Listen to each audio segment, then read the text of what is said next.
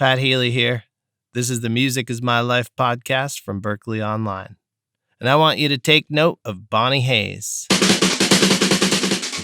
Bonnie Hayes is best known as a songwriter, most famously for having contributed tracks to Bonnie Raitt's Nick of Time album, which won the Grammy for Album of the Year in 1990. But there were a lot of twists and turns that brought her there. From her youth in the San Francisco scene in the 1970s, her brother Chris played guitar with Huey Lewis and the News, and her brother Kevin drums with the Robert Cray Band, to escaping a cult-like commune to see the Sex Pistols on the first show of their ill-fated American tour. And her career has taken several turns since, from playing as a touring keyboardist for Billy Idol to becoming the chair of the Berklee College of Music Songwriting Department. She also teaches the Berklee Online course Arranging for Songwriters, Instrumentation and Production in Songwriting, which you should totally sign up for. Hint, hint, hint. But it all started for Bonnie with her pop. We'll let her tell you. My dad was a doctor, but also in the military. So we moved around a lot, and they were also Catholic, and they had 7 kids in 10 years.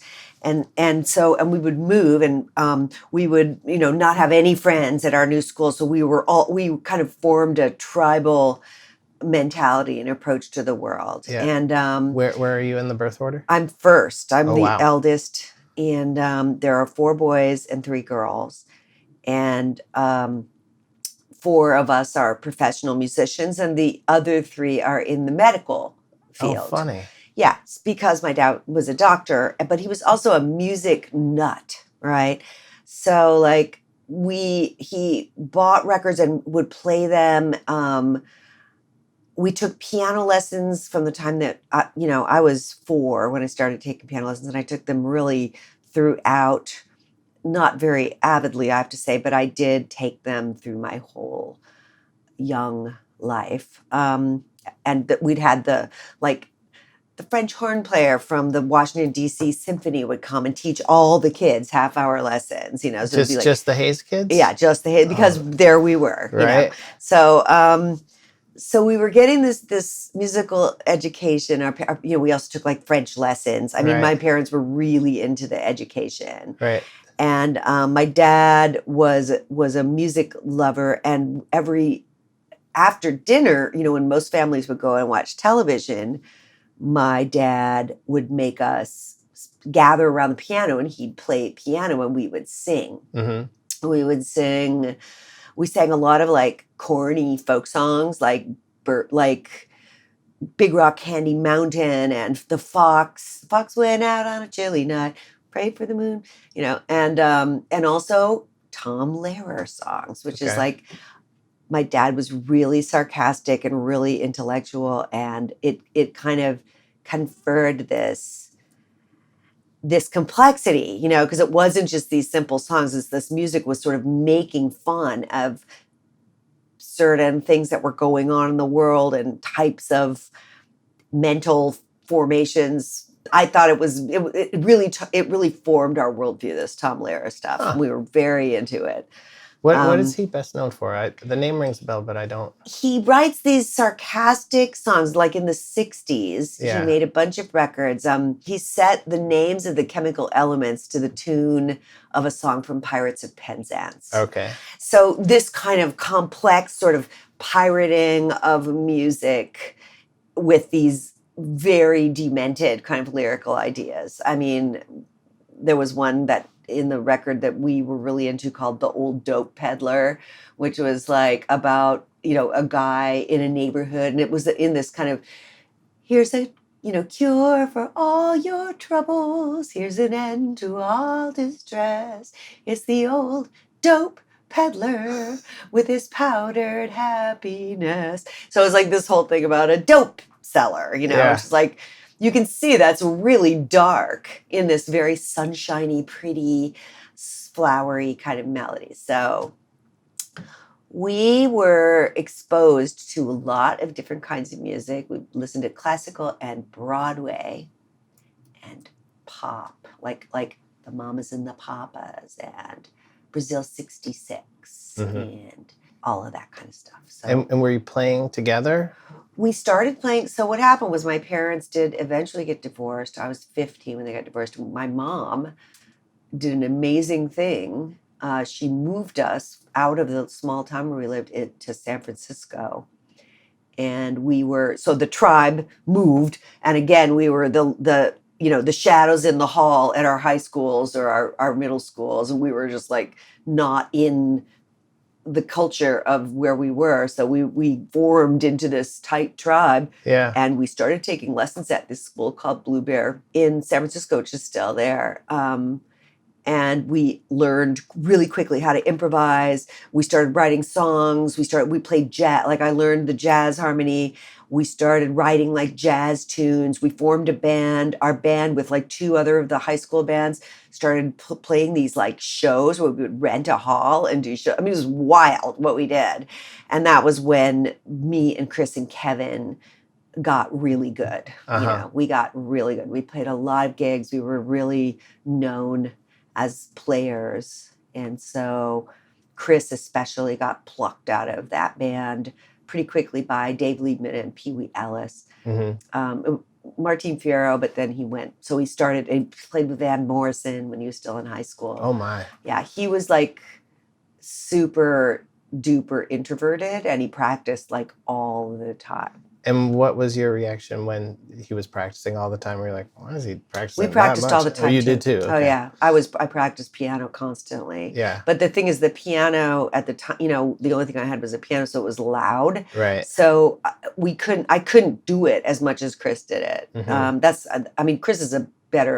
Chris is a 10 times the player I am. Yeah. Right. Sorry, but he is. But, I have like a better grasp of harmony. We both have really sick ears. Yeah. And so does my brother Kevin, who was the drummer for Robert Cray for 20 years. Yeah. And he's been a professional musician with all these different people all his life. So. Was your mom also a musical influence? So what happened? It was really interesting. My mom is not, she could sing, but she didn't sing. She wasn't like into it the way my dad was. But she was into us being creative in a way that I rarely see. I feel like parents often get invested in their kids being successful. She wasn't invested in us being successful. She was invested in us being expressive and creative and following our own star, like wherever it went. And by the way, she set up a studio. She bought us all professional quality gear.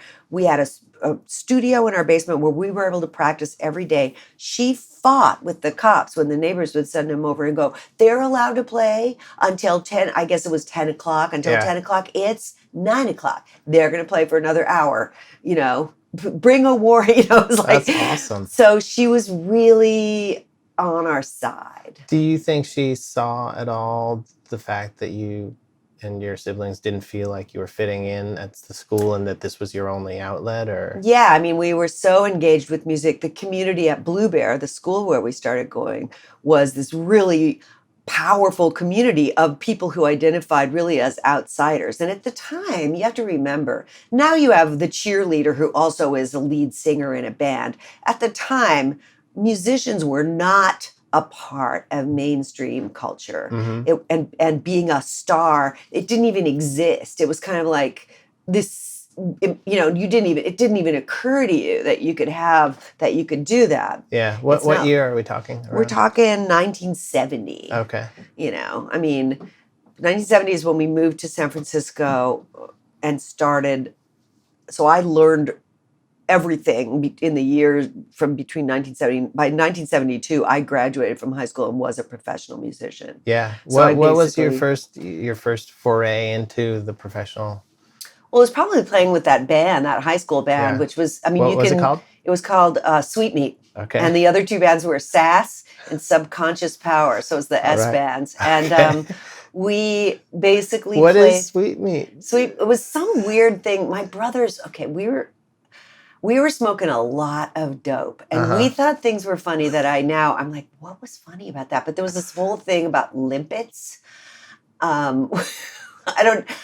If I try to explain it, okay. But if you get stoned and think about limpets for a while, you'll laugh. So it was, It was just this silly inside joke stuff that we were super into because we were weirdos, you know. And was like your mom okay with that part of the culture? Or is she oblivious? I mean, she didn't know we smoked dope. Like, I think she did, but basically after we moved up there for the first year, it was like, you know, we were up, we had a 2-flat building in San Francisco, and Mom and the younger kids lived downstairs, and the 4 older kids lived upstairs. Wow. So there was a kitchen up there and a living room. So we basically just seceded from the union, and hung out up there and smoked dope. And culturally, I can't think of a place or time, 1970 San Francisco, that's like more apropos for that activity. Incredible engagement with the larger culture, even if the culture at our high schools was kind of still in this really rigid sort of classic, you know, academic. I mean, I was such a wastrel, you know. I would bring like a bottle of orange juice and dump it out in the parking lot and fill half of it with vodka with my girlfriends, and we'd go to the gym, you know, to go to the run. Yeah. We'd have to run around in our gym. You know, we were terrible kids, and very, very headstrong and kind of doing what we wanted. But we were obsessed with music. Right. Obsessive. It seems like you were driven. What did you call yourself? A wastrel? But I mean, it seems like you're more driven than that. We were driven by the idea of a life that wasn't in that rigid box, that school, and that everybody's parents were in this box of thinking that was like, you grow up, you get married, you get a job, you have kids. And we were like, no. And it was, I mean, very kind of innate to us. The way my dad thought, he was a really original kind of deal breaker thinker, you know, and he, you know, had a lot of trouble in his life because of that, because he was always outside the box. And my mom was really supportive of whatever it was that we wanted to do. And she saw us finding something that was meaningful and supported it. She wasn't judging us, you know, for smoking dope. I mean, she kind of knew about it, but kind of pretended like she didn't. Right, you know? Right. So how involved in the culture at large in San Francisco did you get? I mean, was that still happening, and was that still accessible? Like... Well, the hate street culture was starting to go down the tubes at that point. You had culturally there was heroin had been introduced. A lot of that, and there were a lot of people who were using heroin and meth in psychedelics. The psychedelics were super strong and not, you know, or you never knew what was going to happen. So a lot of people were having mental there was a lot of sort of degeneration in the scene. But we were still young, you know, and we were more engaged in musician culture than we were in stoner culture, right? We just smoked dope in our bedrooms after school and before dinners. And then we would go down to have these wild conversations at dinner because, you know, the other great thing about smoking pot was that it just sort of set your mind, you know, and I think it had a lot to do with us kind of engaging in this idea of a future that wasn't, Dad says you have to get married. Dad says you have to go to medical school, which is what he wanted me to do. And I was like, hell, if I'm going to medical school. Yeah. So just kind of able to envision another future. Yeah. You know? So you get out of high school and you start working in the music industry, and the S bands. The S bands were no more. Well, Sweet Me kind of continued for a while. But I had to, you know, when I left my mom's house when I was 17, I moved in with my boyfriend who was a drummer, and I was in 2 bands that played like weddings, and there was a frat party band that played like Splish Splash, I was taking it. So, you know, there's this thing where you had to just learn 7 million of these corny, you know, 50 songs. And then another thing where you had to learn the stuff you play at weddings, like Blue Spanish Eyes, and, you know, we have a Polish wedding, we have to play polkas. We had to play beer barrel polka for like 20 minutes while they dance around, you know. So just that kind of workmanly play, you know, musicianship where it's just like get in there and you play for 4 hours and you get your money. And then during the week I was teaching piano and workshops, which were like running bands. So I was right away starting to get that band leader experience and harmony and theory, because I had just eaten the world as far as understanding harmony. And so I was playing jazz gigs during the week. So because I really liked jazz at that point. I wanted to be a jazz piano player. Then there's a long period of time before your name starts popping up on records. Yeah. And were you continuing on this rigorous course until then? of workmanly. Yeah. So yeah, I mean, I obviously went through a bunch of different bands, and I was teaching more and more. And I went to, at a certain point, I went to college for like a year and a half, and I got a call for a gig that was a 7-night-a-week gig in Four Corners or Farmington, New Mexico, that a buddy of mine who had been in Sweet Me was playing on. And this guy, Keith Allen, who's since passed away and was in my band for a while, called us. So we went out there and we took this gig, and we were playing like country swing with this old country, another one of those absorptive where I play country swing, 5 45-minute sets a night with no charts. So it was this ear thing where it was like, okay, red sails at the sunset, a one, and I'd be like, you know what I mean? Just like, no idea what was going to happen. Right. And so I did that for a while, and then that gig sort of fell apart, and then Keith and I went on the road as a duo for a while around there, and then I connected with this gay bartender, and we drove out to New York City. So I lived in New York City. Because I wanted to be a jazz piano player. So I started trying to be a jazz piano player in New York City to very little effect. Yeah, what year is this? Like 76? I want to say 76, yeah. Okay. And I lived there for a couple of years. After about a year, I got a touring gig with my first like real experience, where I was touring with this artist named Nick Jameson, who was a producer. He had produced a Bonnie Raitt record, actually, Green Light, and he's a producer for Foghat. Remember that band? Yeah. So, and he had made a record, kind of a really brainy, interesting, cool record. I'd met him at a class that I taught at the Family Light Music School. And I went on tour with them, and we were opening for Bob Seger. And Bob Seger... Oh, he was huge at that time. Huge. Yeah. It was a big tour. We also opened for like Muddy Waters and James Cotton, like all these blues people. It was very interesting who they paired you with. So, yeah, were they label mates or just on the same management roster? The management was Tony Dimitriades, who was a huge manager. He managed like Bob Dylan and, Tom Petty, right? And Tony managed Nick because he managed Foghat.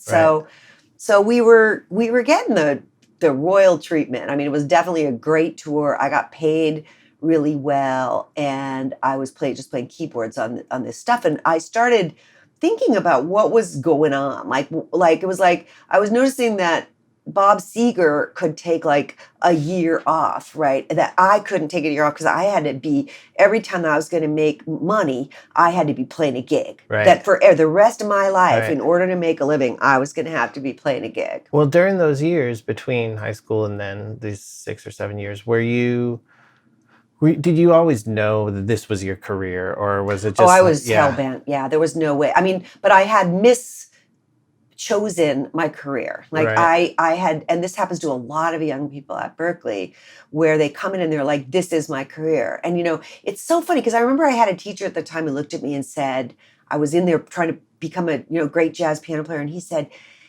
you're a writer.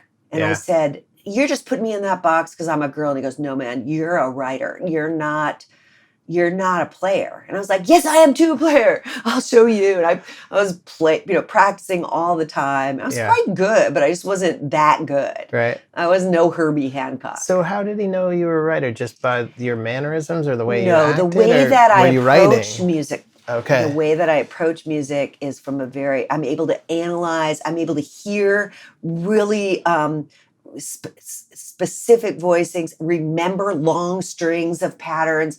I mean, that goes with being a player too, but it's sort of the analytical element often isn't there for players, and they're approaching things often on a kind of a combination of intellect, but also a great deal of intuition and fine motor response that's outside of the mental decision. And had you even started writing at that point?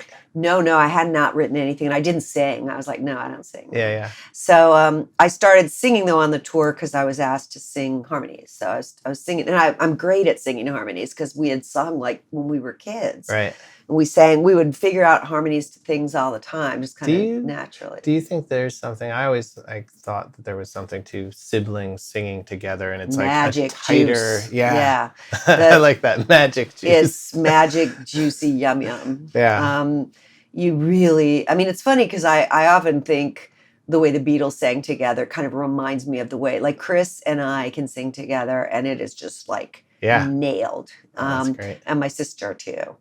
So anyway, I'm out on the road and I'm noticing that Bob Seger has a different life. And I actually talked to him about it, and he said, you get royalties when you write songs, when you have hit records, and you write the songs, you get money that comes in your mailbox like forever. Mm-hmm. And he was buying dinner for like his crew and our crew and everybody in both bands and I was just like, how is he doing this? And it was like, I mean, first of all, I had no idea of the scale of the kind of money they were making. Right. But, so I was making my little $1,000 a week or whatever, feeling really rich, Well, that's interesting that he was that accessible, that the keyboardist from the opening band could just have a conversation with the headliner. Because he was taking us all out to dinner. Yeah. And also there were very few girls on Yeah. that. So one of the weird things about that is that's one of those situations where being a girl actually came in quite handy, which is that people would notice you. They would go, oh, how you doing? Right. Because it was freaking weird being out with all guys. And that's like my life for a long time was all men all the time. Did they treat you fairly? Oh yeah, they were cool. I mean, my buddy who hired me for the band, Nick, was an angel. An angel, and he still is a friggin' angel. Like one of the best people I've ever known. And Tony was great. And Bob was great. Mm-hmm. What are you gonna say? I mean, the guy's really cool. So he plants this idea in your head, the royalty checks coming in your mailbox while you're and taking then a year off. we went down, that band went to cut another record, and we went down to Atlanta, so it turned out that Nick got really involved with the Guru Maharaji. So I was kind of, without being known, I was sort of in this, I got pulled into this weird, like cultish kind of scene, and which I was not into. I'm a very I am not that. So did you have your radar on? Or oh man, I was like, as soon as I got there, I was like, what is this? Yeah. And so basically I hung out there hoping that the record would materialize for a couple of months. And while I was there, I was at one of these meetings that they would have with this community where they would basically just talk about how great Guru Maharaji was for like hours upon hours. And I was like, whatever. And I went downstairs, and the freaking Sex Pistols are playing their first show in the United States at a bowling alley in Atlanta, Georgia. And I'm like, so I was like, and they let me in free because I was a chick, I guess. And I walked in. There weren't that many people there. They were had you even heard of them at that point? No, but I saw them, and I was like, oh, you don't have to be good to play rock and roll. I have goosebumps. This story is great. Yeah, it was. I was like, wait, I can do that. Like I'm a better singer than he is, and I know I can write better songs than that. I mean, not because, by the way, I freaking love the Sex Pistols. Like when I listen to that first record now, I'm just like, oh my God, this is so dope. But at the time, I was a jazz snob. Right. And I was like, I can do that. And so when all of this was over and I finally left Atlanta. I need to know a little bit more. You just venture out because you don't want to go to this meeting, and just pure coincidence Pure coincidence. Walk in. Oh, I guess there's a band playing. There's a band playing. I go in, and here's the Sex Pistols, which were just like so different from the scene I had just been in. And also the big 70s classic rock scene that I was touring in. This was new. It was dirty, ugly, messed up people playing dirty, ugly, raw music about really ugly, dirty things. And I was like in love. And they weren't even well received on that. No, tour, right? They were hated. And everybody thought, but it's, I don't know what happened. It made me see that you don't have to be good Yeah. to write songs. Like it was kind of like, or to have a band, you know. I was thinking that there was some kind of division between me and everybody else, that I wasn't that good as Neil Young, who I loved, or Stevie Wonder, that I could never be that good. And in seeing the Sex Pistols, I was like, well, if they can do it, I can do it. I'm better than them. I mean, little did I know it was going to be such a hard road to write songs. Like, writing songs is hard, especially when you're like thinking that you're smarter than everyone else, which I most assuredly was. Yeah, I bet. So what was the first song that you wrote, and was it immediately after that gig, and was it a punk rock song? No, so all of that kind of went away. I went back to New York for a couple months, and then I decided I was so intent on writing songs and I decided to return to San Francisco. So I basically got a drive-away car and drove back to San Francisco with another guy who was returning. So we drove together. The record with Nick never materialized? They did make it, but I didn't. I was like, dudes, I can't hang with this. Yeah. Because it was like, I mean, I was getting supported while I was there, but it was just like it felt very dead-endy. It was like we were on the suburbs of Atlanta, and it was just really not what I wanted to be doing. I was, I was pretty driven, I guess, you know, but it wasn't like, didn't have visions of being a successful rock star. It was more just like, I wanted to play music for reals, you know, and I didn't want to be out in the suburbs pretending to play music while I listened to a bunch of people yammer about this guru. Like, I just was not into it. Or talk about their meditation that day, you know. I mean, now I'd probably be interested in it.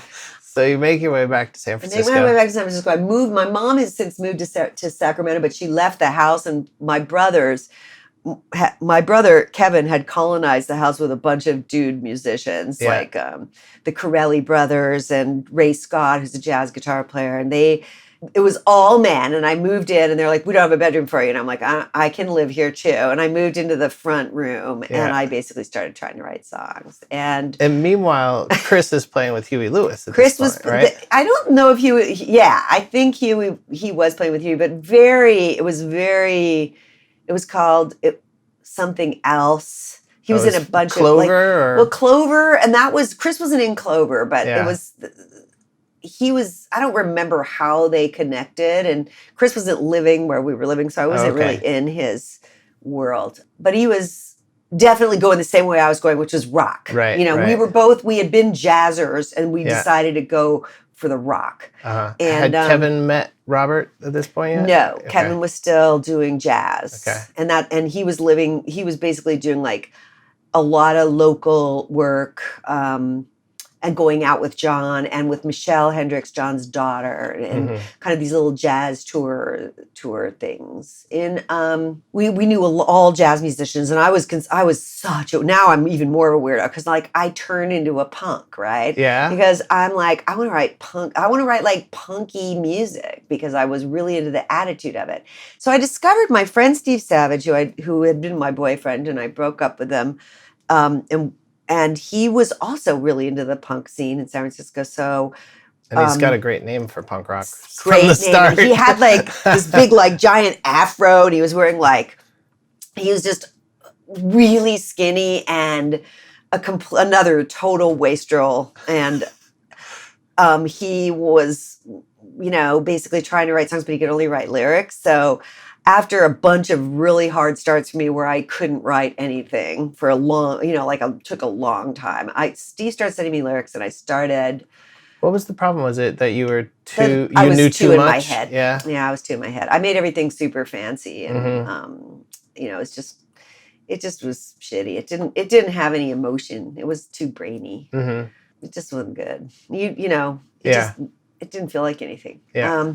So Steve started sending me lyrics, and I wrote a bunch of songs with Steve, and those songs started to get a little bit of attention. Like, we made a demo, and that demo started getting around, and Chris played on the demo. Okay. Chris was a monster player, and when he brought that incredible ability to playing jazz, rock and roll, it was some fierce stuff. Yeah. It was really, really good sauce. And people were they were freaking out about the songs because they were very weird, but they weren't punk. They were sort of punky, intellectual songs. And so we started getting hit up by producers. And I basically just, we started a band, Steve Savage and this guy, Mark Pollard, who was a graphic artist who I taught how to play bass. I'd go play this one 4 times and then that one literally. And Chris and me were in this band called the Punts. Right? Okay, this is pre-Wild Combo. Pre-Wild Combo. Well, that's what that band kind of, Mark left the band, drama with some person. I don't even remember all the personal stuff, but through all this, Steve left the band. We got Kevin joined the band. Chris left the band to be in Huey's band. Okay. So that was this huge thing with me and Chris. There was a brief time where there were 3 Hayes siblings in the band, though? No. Oh, okay, never. Kevin came in after. Okay. And what happened was, it was so funny because Kevin was a jazz beau, and Kevin came to see the Punts with Steve Savage. And he ended up like pogoing all night and caught the punk bug and joined the band. Oh, that's great. It was great. I mean, it was so funny. And the songs were really fun. And I was writing better and better songs. It occurred to me, like, I was writing these sort of angry songs, and I was like, people don't like angry songs. So I started writing songs that were more like, I don't know, just more stories. And they had like catchy choruses and kind of like a combination of like the Go-Go's, but like probably smarter and more musical than the Go-Go's. Mm-hmm. Was the design always going to be you singing and playing? I had no intention of singing, but I couldn't find another singer. Yeah. And finally they were just like, you have to do it. And I couldn't sing at all. I sang out I had to get hammered drunk for about 2 years to do a gig. I was really shy of it, and I didn't feel like I was good, and I wasn't good. But I'll tell you what made me good. Right around that time when I started, I was playing with the bands, and I got Kevin, and I got Hank Maniger, and I got this guy Paul Davis. And they were all sort of really good players, and they were playing my songs, and it sounded like too musician-y, right? Yeah. And so I bought a TIAC 4-track cassette recorder, and I made demos where I would program the drums on the 808, the TR 808, the Roland 808, program the drum beat, play the bass on one of my organ bass. Yeah. I would take my clavinet and plug it through a guitar amp and turn it up to 10 and record myself playing guitar parts on the clavinet, cool. and then overdub myself. But that sounds awesome. They were great sounding demos. I don't have one of them. I don't know bummer. what happened to it. And then I would record my voice. And I hated the sound of my voice so much that I would triple it. Jimi Hendrix used to do this too. I would triple my voice, and then I would triple all the background vocals, and I would sing them over and over and over until I got them bouncing in tune. Too. Heavy bouncing, a lot of degeneration. I remember 4 tracks, and bouncing was not easy. So I would have 2 tracks, and then I would do vocals, and then I would bounce them out, and then bounce them in, and then bounce them out, and then bounce them in, and then bounce them out. And, it was like, and have another cassette, and it was wild. Anyway, I did a really elaborate demos, and I would take them in and play them for the guys and go, play it just like this. And they would go, okay, is that all you want? And I'd be like, yeah, except louder. Yeah. And so I learned how to sing in tune from doing that. And I also started producing. I was basically, how do I make this sound good? Was the beginning of my career as a producer. Right. So it was super early adopter on the computers too, So what in the timeline, so we're at about 1980 maybe? Yeah. Yeah. So which comes first, somebody covering one of your songs or you producing, or was everything at once? We made this demo with Shelley's Boyfriend, Girls Like Me, this song called Rochambeau, and another song, and Steve Savage, who is now my manager, took it down to LA and played it around. And, so wait, he goes from boyfriend to bandmate to manager. Correct. That's awesome. He's a very flexible person. That's great. And so am I, as you can see. Yeah. And he went down, and there was a guy at A&M at that time, David Anderley, who loved us. And David Kirschenbaum was running the A&R department, and he hated us. guys don't like smart girls. Mm. It's definitely not, at the time it was like, she's not hot, she's not sexy. And was there pressure to like be sexy or like not dress yet. sexy Later, or anything? Later, that happened later. Oh, when there was lame. a little bit of money that got made. And all of a sudden everybody was like, you have to be. Anyway, it was on, so I was at that time kind of not into this. I wouldn't write songs about love, and I was chunky, and I was just like really still pretty pissed off. So Anderley couldn't sign us because Kirschenbaum wouldn't let him, but he took me into Lance Freed. Freed's obviously who ran Rondora, and they gave me a publishing deal. Mm-hmm. So they signed me to a publishing deal. So that was my first foray into major labels. And then meanwhile, was the band like, what happened to our label deal? The band didn't care. Nobody cared. We were having fun. That's awesome. And we basically made this single of Shelley's Boyfriend that we went around and took to college radio stations in the Bay Area, and it started getting played, and we started selling out shows right and left. And we showed up like the day after, like a week after KUSF started playing this single, we played a free show at San Francisco State, and 800 people showed up. Yeah. So we were like, and that bled the whole country. College radio started playing. I mean, there's jocks here that go, oh, are you the one who did the, Shelley's Boyfriend? I remember that song. Like, they still remember it. That's great. So we had this national success, and that was when Slash Records signed us. We got signed to Slash. And were you Wild Combo by this point? Yeah, they made us change our name. They made us change our name because they said nobody knew what punts meant. The Slash had their heads up their butts. And such a label that a really cool punky label, but what happened was history has been kind to them. They signed us because they thought we were going to be their like big hit act, because we were kind of just poppy enough, because they had all these bands like Fear that we're never going to get ever. Germs were with them. Germs, right? And the Blasters were, but the Blasters didn't get, they didn't get on the radio either, neither did X, I think was the first Violent Femmes record Slash too? Yeah. Yes. And none of those bands, they were all college radio bands. They were indie bands. But so Slash was making, and that was why the cover of that record was us like, it was like super clean cut with like balloons, and then the back was after the party. People were passed out into the table, and it was just like, it was called Good Clean Fun, which so it was this whole thing of like this sort of faux wholesome marketing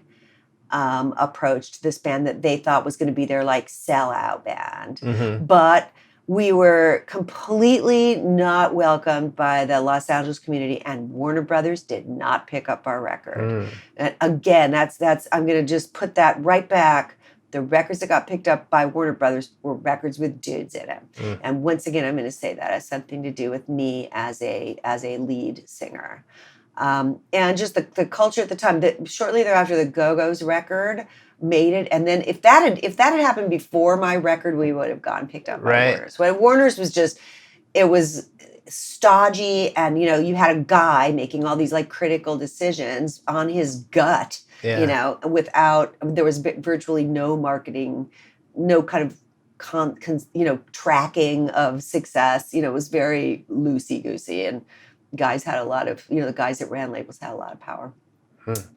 So we were on Slash. They didn't put out our second record, and they dropped us when we didn't materialize into their big, sellout success that they wanted. And we went back up, but we were still really popular in the Bay Area. So, and we had gone on a nationwide tour. Mm-hmm. So we were.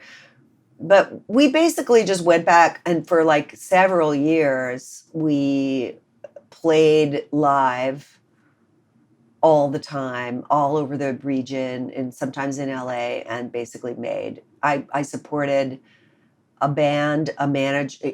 Steve was doing other stuff, but the band and the crew, I had a 3-man crew, and we had a van, the whole thing. It was like unit, and we all lived on the money that we made from playing live with that band. That's great.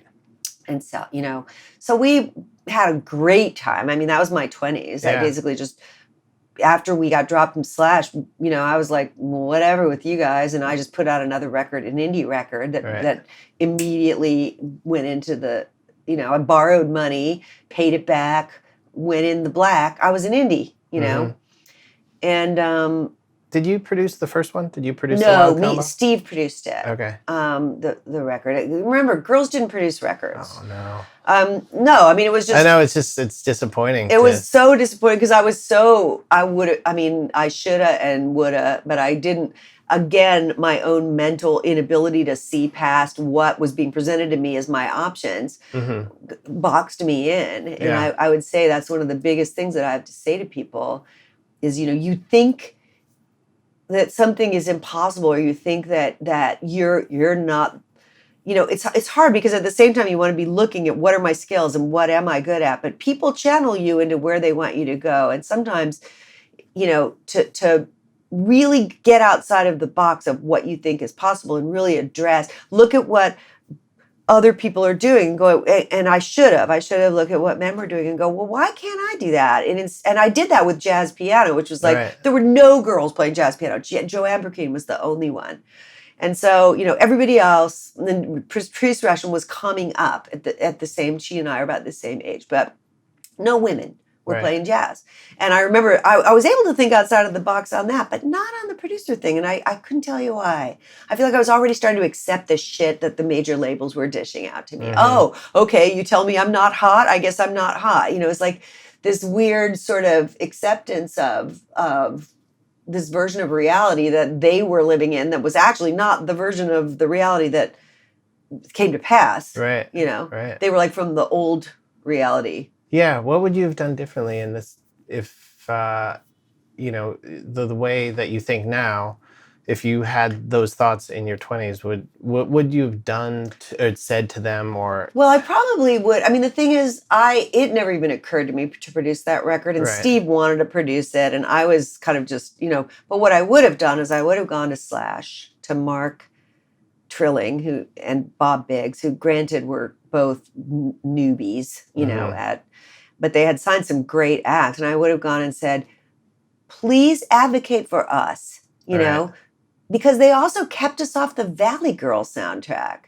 because they wanted to make more money for our contribution than the rest of the artists that were on the soundtrack. And that's like modern English. I It would have been an amazing opportunity for us. And it would have, and again, business-wise, I didn't think to go and go, what are you doing? Do you not understand what you're doing? You told me that you were going to help me get over, and you are instead ruining my freaking career, which you did. Yeah.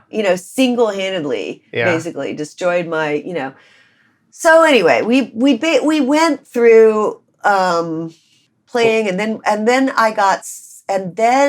I met Bob Brown, who was Huey Lewis's manager. And Huey Lewis, in the meantime, had this enormous record. And Bob, I was in between publishing deals. I got dropped from Rondor, or, Universal at that point. And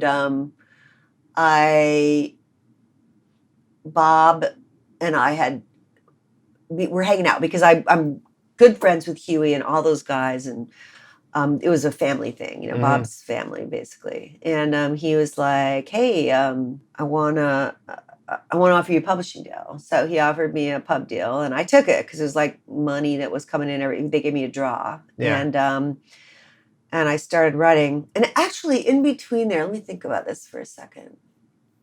When was the Cher cover? I'm trying to remember the timeline of this. It's a little bit confusing. He didn't give me, I think what happened was, oh no, you know what it was? I worked with Miles Copeland for a little while. I was between publishing deals, and I was kind of working with this guy, Rick Stevens, who put me in some sessions and stuff, and then Miles Copeland. And so that was when I went to the Castle. I went to the first ever Castle in France for Miles. And I wrote the Adam Ant song, with Adam for that wonderful. Right. And I also, but that was he did that in like the 90s though, right? Yeah, I'm actually thinking. I think that was later. Maybe what Okay. happened was Bob signed me. Oh, I know what happened. Okay. Bob signed me. He also got me a deal with Chrysalis. Mhm. So I made one last artist record. I was like, okay, this is like Right. make or break. Wrote a bunch of songs. He got Stuart Levine to produce it, who was married to Jolie Jones, who's Quincy Jones's daughter. Okay. We got, really big advance in the record. I'm not a fan of the record. I don't think the songs are good because I was kind of trying to fit into what they were telling me. And that was the sexy one where I have my midriff showing and like they made me dress like a tart, And so, and I was quite pretty at that point, I'd lost all my chunky fat and probably due to the excessive amount of, drinking I was doing. But I basically... Well, I mean, I do have to ask you because we're in that time period, was blow like a factor? Yeah. Oh, yeah. Because we were so popular, we would play a gig and go to a party. Right. And we stayed up all night, constantly. Yeah. And I mean, I'm one of those people who just like, I'll do it for a while and then I'm like, this is boring and go home. But the guy in my band, Paul Davis, who's now deceased, basically couldn't stop. Yeah. Couldn't stop. We would just keep going and going 3 days, like that stinky, weird blow thing. Like it was my brother Kevin just was like, nah, not doing it. Hated it. Yeah. Thought it made everybody stupid. So we had this real, cultural sort of thing that started happening. But I was sort of like, sure, I'll party with y'all, but then I would just go home. I just don't care about it. Right. I thought it was kind of interesting for a minute, and then I would get bored. Yeah. So I made this record I didn't really like. We went on tour with Huey Lewis. We were opening for them. Tower Power did the charts. We got the three hazes again. Yeah, and Stevie Ray Vaughan, opening for Stevie Ray Vaughan, and Huey, right? And so, which was really great. And then Bob... And I had somewhere in there. Oh no, the Cher thing was earlier. I had written a song called Some Guys Will Do Anything for Love, and Franny helped me write the bridge. And it was on hold for Cher for 3 years. Check this out. This is a great story. And in the meantime, everything changed, right? Yeah. Like I released, I didn't release the record. This was before that Chrysalis record came out. When I got the Chrysalis deal, they wanted me to cut that song. And I took the song back. But we had cut the whole song. They flew me down to LA. I did guide vocals, all the background vocals. Wow. I played keyboards on it. And then when they took the song back, dude, my name was Mud. I'll bet. I mean, it was a battle. John Kolodner called and screamed obscenities at me. I mean, it was insane because it was going to be like the first single. And guess what record it was? If I Could Turn Back. You wrote that? No, it was the backside, the B-side.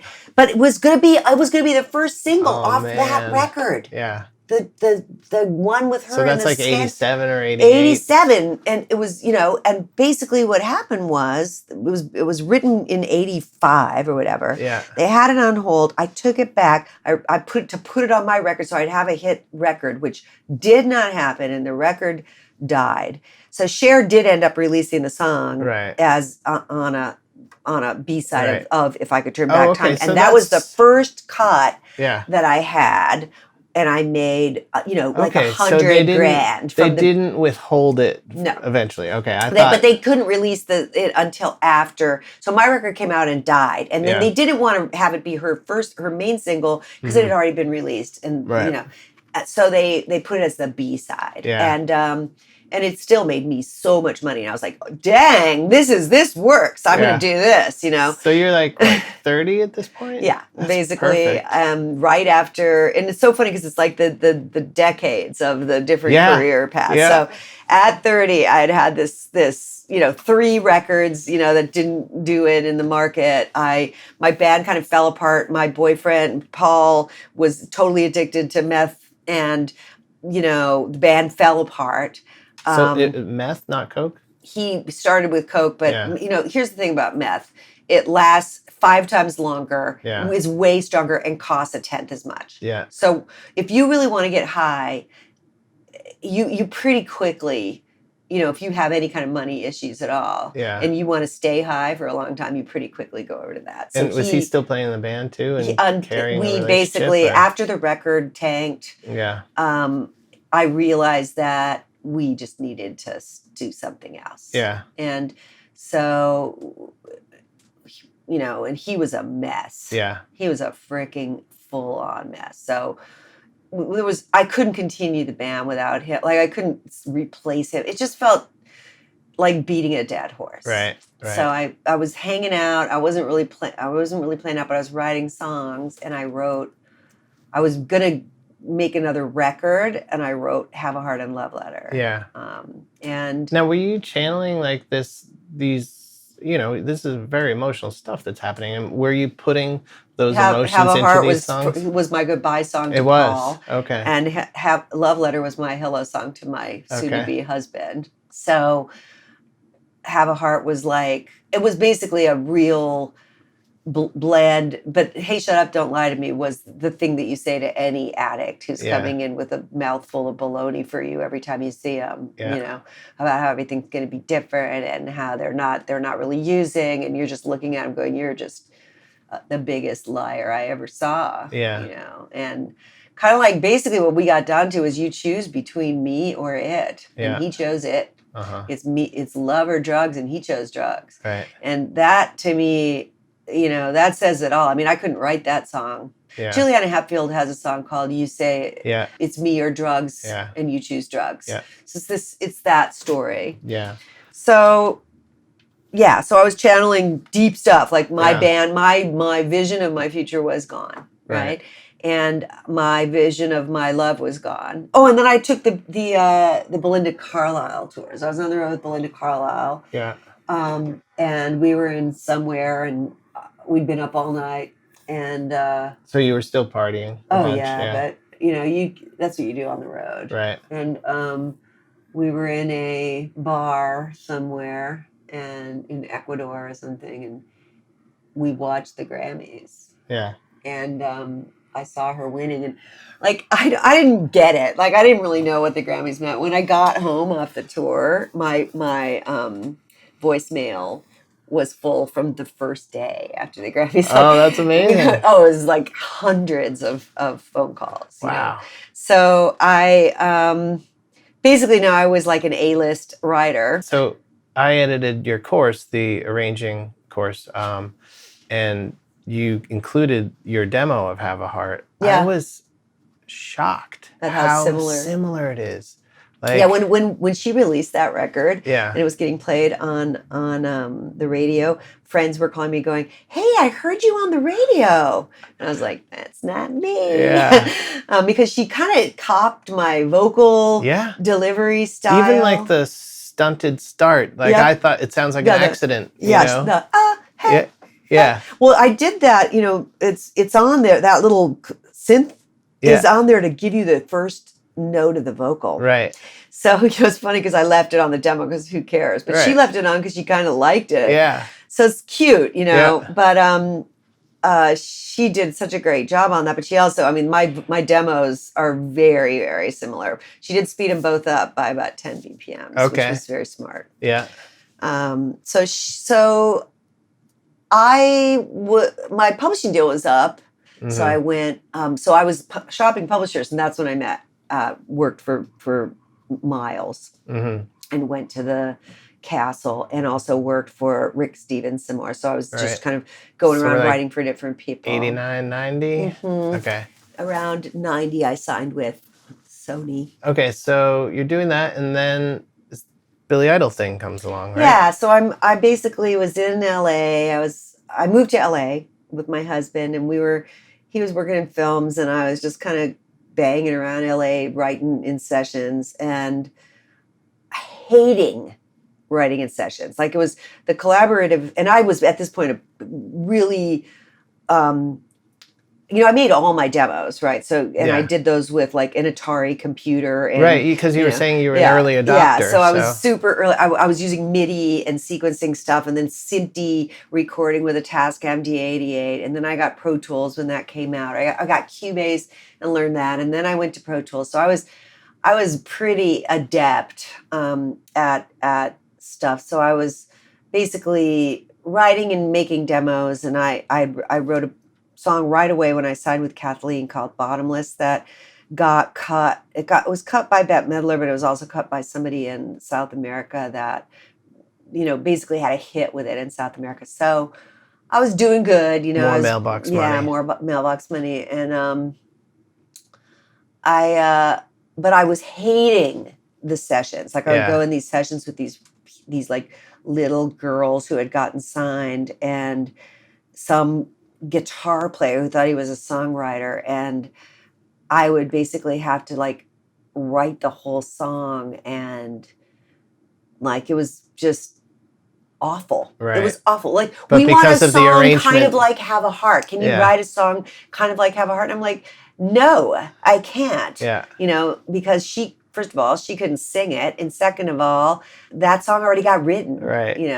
So it's like this weird thing where I was trying to like replicate my success by copying myself, or I don't know. It was awful. It was awful. I really hated it. I hated that co-writing scene in LA. Yeah. And Billy, I got a call to audition for that gig, and Billy hired me and took me on the road. So. Had your paths crossed before that? No. That's funny, because he was in the original punk scene. And... Yeah, exactly. We had never met. And I just got one of those, like what they do in LA for the touring bands when they'll just call and say, hey, we need a keyboard player. And there are these people who kind of know the players because I'd been on the Belinda tour. Mm-hmm. I was in the short list of girl keyboard players. Which tour was it? It was Cradle of Love. Okay. And which is a big hit. Yeah. And so we were on the road for a long time. And it was actually really fun. I was 39 at that point. Mm-hmm. And it was kind of like my last rock and roll hurrah. Yeah. Well, now was that a very structured tour? I'd imagine like it's the type of thing where he finds himself as this career man, and he's got this image, and it was their stylists and everything. It's just, we had all the videos I've seen. It just looks I'm still really good friends with the makeup person who did our hair and makeup as well as his. We had a workout guy. What? We had a chef. Wow. We had a wardrobe person, Gwen. Basically, it was like super up. We stayed at the Ritz, the Four Seasons. Yeah. I was making, like $15,000 a month kind of deal. Like, was that the biggest tour you'd been on? Oh yeah. By far. Right. By far. Huge audiences. We played like Rock in Rio. There were like 90,000 people there. I mean, big. Did you like the structure of that? What's not to like, man? Yeah. You have nothing, it turns you into a person who doesn't care, who doesn't have to do anything. All you have to do is be like able to get on stage and play for like an hour and a half a night. And the whole rest of the time, you're free to be whatever, to do and be whatever. And what do people do? Nothing. Mm-hmm. They use, they get into stupid affairs with people on the road. They, all this they create drama. It was so silly, but it was lovely too. It was very, very luxurious. It really gave me a taste of for luxury and for that kind of life that mm-hmm. Yeah, I just wonder because you've seen in looking for videos and stuff that you see the movements of the show are the same night after night after night. He comes over to you. We did have a choreographer too who did the girls. I didn't have to do a lot of choreography because it was the Donna and Carla just graduated from Berklee Online. Right. We did a story on that last year. So it was a real awakening for Carla and I too in the sexism and sort of the way that women were treated. It got worse than what you'd experienced We already. were treated well, I have to say, but we were Yeah. sort of, I mean, basically we were just the girls, you know, but Mm. I think the way that women in the audience were treated, or fans, and you know, it was still pretty rough, girl-wise. Yeah, looking back on that now, like, what could have been done? You know, it's Really just there wasn't any way to change that culture. Right. That was a very, I mean, Billy's super masculine, and he had a kind of helper, this guy Art, who was like old school, like New Yorky kind of guy, like, and then there was a lot of ego. I don't know. It's hard to describe what was going on, but the men were very, I mean, I was one of the players, so I got to be in that club, but I felt, I don't think you go on the road to try to change the culture. Right, you know? right. I don't think that's what that was about. It's about, I'm going to collect my paycheck and have a good time while I'm doing it, right? Right. Yeah, it strikes me as like the kind of that. I didn't want to lose the gig, right? To be really frank. It strikes me though as the kind of atmosphere, like what you're describing is like the kind of, you hear the Van Halen stories of like, give that girl, and that girl backstage passes. Exactly. Yeah. And that did happen. They would round, you know, the girls would come and they'd put them behind this like barrier, and they'd like, Art would go out and pick them out. And I mean, that was just what was happening. I mean, it's not like they were so bad. Like a lot of people did that stuff. I'm not going to put it on Billy. Right. But I will say, you know, because somewhat later, I auditioned for Bruce Springsteen's band that wasn't the E Street Band. Oh, the 2 album Lucky Town and that, and it was Roy Bittan, who is a friend of mine through Gia Chambodi, and I went and auditioned for that band. I got into the band, but I actually withdrew from the band because there were too many. I didn't have anything to do. Yeah. Roy could easily play both keyboard parts. There was 5 black gospel singers that were like covering every possible harmony part. There was a girl playing tambourine who like hissed at me whenever I touched a hand percussion. Really? So like everybody owned their part of the stage and their part of the show, and I was sort of like, I'm standing up here playing one note, you know. And Bruce goes, "Thanks for telling me." And they gave me like, you know, a couple weeks, but Bruce was an angel, and I'm going to say there was none of that crap on that band. That's interesting. Was that a difficult gig to turn down? I mean, yeah, but at the time, you know, I gotta say, the vibe was not happening for me. And I had just been on tour for 2.5 years or whatever with this band, where the vibe was not, I didn't like this being isolated. I didn't like not being creative, and I didn't like being isolated with a bunch of people who I really wouldn't have chosen. There were people on that stage that I disliked. I mean, Sara Lee was on that, and I love her, and I loved the drummer. I forget his name, but he was the drummer in B-52s. They were awesome. Yeah. And wait, are we talking Billy or Bruce? With Bruce. Right. And Shane. Sara Lee played bass with him? Well, for part of some of it. So it was really fun. Yeah.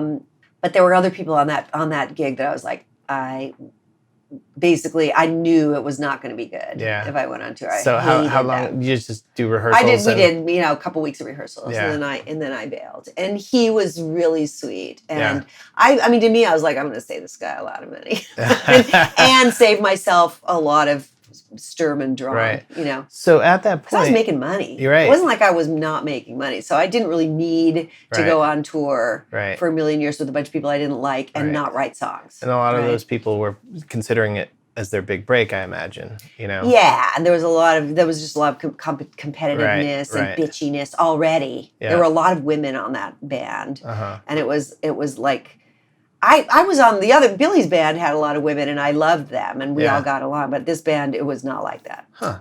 Weird. It would have been around 92, because right after that, I got pregnant. Okay. Like, basically, it's a really good thing that I didn't get my God.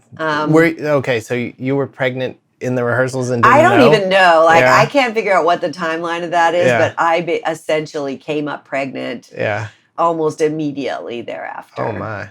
Like in January. So That would have been horrible. I was the thing was happening in I don't know, I want to say like September, maybe August. Yeah. And I was pregnant by February. Okay. I'm pretty sure I got pregnant on New Year's Eve. Okay. I don't need to know that. Yeah, but it's for timelines. So like they do the math. That would have been a mess and a half. Yeah. So I had a baby. Yeah. And I was basically just, I was writing. I was living in LA and I had my baby and we were living there and I was writing for, just doing sessions and writing for Sony. And when she was about 2, our house burned down. Oh my. She's still with us now? Oh yeah. Okay. She's fine. Okay. I didn't know if we were going into tragic territory No here. tragedies. Okay. Just little tragedies. Not big ones. But the little tragedy was that I just realized I couldn't stay with my husband. Yeah. And so we broke up and I also realized that I couldn't raise a kid in LA. It's a long story, but it became evident that it wasn't going to work. Just logistically, it just wasn't going to work to raise. And plus I just was really down on the whole scene there at that point. I'd really lost my... when you're writing for money, it's really different than when you're writing for fun. Mm-hmm. It's really, really, really different. And writing for money is a gift that I don't have. I need to be engaged and I need to be authentic. And if I was not feeling it, and I had just been on these, 2 bands where I didn't feel engaged or authentic, and I was just basically getting paid, and I realized I was like destroying myself, like I had no heart left, mm-hmm. And I it was like a freaking philosophical awakening. Yeah. And so this was around, I guess maybe around, because she was born in 93. And I moved north in 97. Mm-hmm. So moved back to San Francisco and mm-hmm. I bought a house. My father passed away and left me a bunch of money, and I bought a house separated from my husband. And, then I was like, well, what now? Mm-hmm. And I wrote a bunch of songs, which Sony didn't like, so they dropped me. So now I don't have a deal again. But you still have mailbox money. I have mailbox money, so I'm living on that. And I had sold my house in LA for a profit, so I had some money there. And I basically tried to go to college for a while, thinking I was going to be like a psychologist. And then I met a guy who was a guitar player, and we started playing, and I started writing songs on guitar. I'd never played guitar. And about that same time, so we started playing out, and I made a record called Love in the Ruins that everybody loved. And we were really popular locally. It was the same thing as before, mm-hmm. really popular locally. And I had a studio in my house, and I started doing records for people. And I was teaching songwriting, started making demos, and then I started making records. And then I got an external studio. I got this place, Ice House, and I went into business as a producer. I hung out my shingle as a producer and started to say the P word. Yeah. And bought a bunch, I had a bunch of gear anyways. I was a pretty big gearhead. And I started making records. And that was basically something that I could do. I could book a session and work I'd drop my kid off at school and then at, first grade. Yeah. And I'd work until 3 and go grab her. Yeah. Or she'd go to somebody else's house and I'd work till 5. And basically that was our life. She grew up in San Anselmo, California, mm-hmm. with me producing records. And what one are you most proud of from that time? I love the Rick Carden record, which just came out. Mm-hmm. Like it took him a long time to figure out how to release that record and what to do, but is really quite a good record. Great. I did the Tommy Castro record for Alligator. So what happened was I was just starting to get label records. Like everything else was all indie. It was like a guy wants to make a record. I'd go, your budget is what? And it'd be between $15,000 and $25,000. And I'd charge them hourly for studio time, and just do these. I mean, it was totally like work for hire. Like I didn't take any back end. I didn't take writers. I would fix their songs up. I didn't take writers. I just didn't want to have to collect from them. I just wanted to get paid. So I was doing great. I was doing a lot of teaching of songwriting, and so I basically, that was right when I was starting to get label records was when I applied. My daughter left for college. Yeah. I decided to get out of there and do something else, and I Yeah. applied at Berklee and first I applied as a faculty. Yeah. And then when the chair job opened, I was encouraged to apply for that, and I did. And then I got that job and moved out here. That's sort of that's the what happened when story. Yeah. I don't know what the other part of the story is I guess just like, I think one of the heavy things about what happened to me when I left Los Angeles is I became an amateur again. And that, amateur is from the root of to love. You do it for love. Yeah, and I found my love of music again from withdrawing. And the professional does it for money. The amateur does it for love. And they're not mutually exclusive. Yeah. But they seemed to be to me at the time. And I would say when what you're doing starts stealing your joy in the thing that you identify yourself as the most profound thing that you've ever done in your life, I think you need to make changes. Yeah. And that would be, that's just another testament to how driven I was and what I was driven to do, which was not to be successful, but to in that sense of being rich or whatever, but to be authentic. Mm-hmm. I think that having that as a drive from the very beginning, I want to be a jazz piano player. I want to be really good. I guess I wanted to be really good at whatever I did. Being authentic and being good. Worthy goals to aspire to. And goals that Bonnie Hayes has certainly achieved in her career.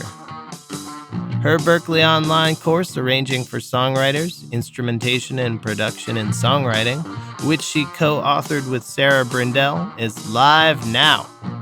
Visit us at online.berklee.edu to enroll.